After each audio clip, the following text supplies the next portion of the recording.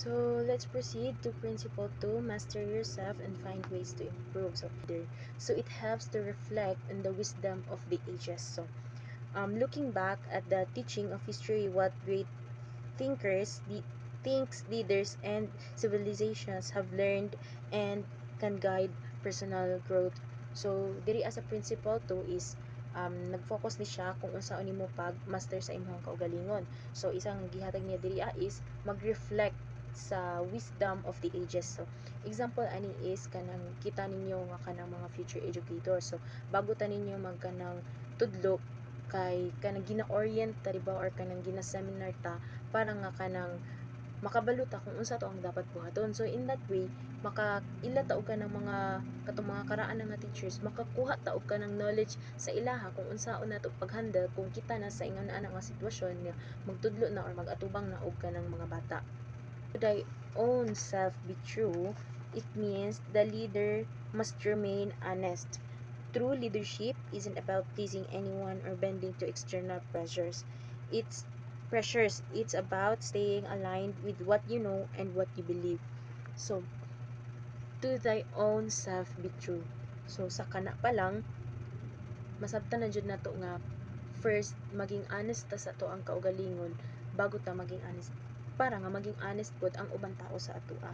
Kay ngano, being true to oneself fosters trust and confidence among their followers. So kung kita tinuod ta sa ato ang kaugalingon, so mismo na ang atong mga followers ang makabantay ana nga tinuod ta, and ako kaayo sila og pagsalig sa imuha nga leader kay kabal sila nga kanang tinuod ka sa imuhang kaugalingon.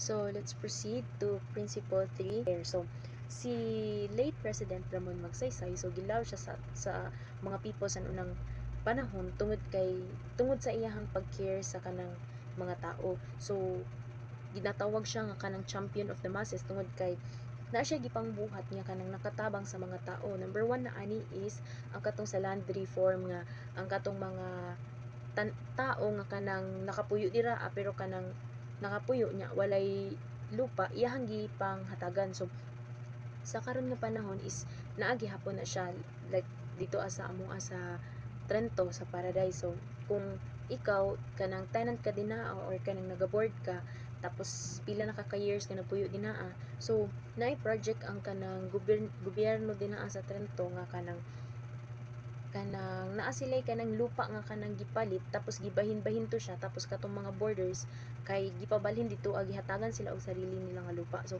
number 1 na pud na siya nga kanang gibuhat ni kaning Ramon Magsaysay sa kanang government nga kanang sa karon nga panahon di ba dali na kay nato kanang duulan ang gobyerno labaw na kanang naay madisgrasya sa atong pamilya or kanang naay namatay or unsa.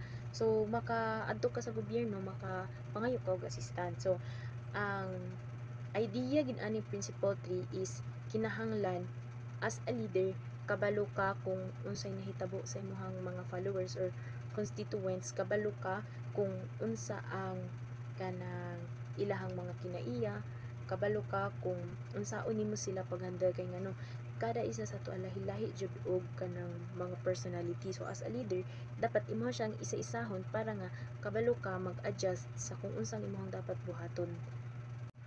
So that ends my discussion. Thank you for listening.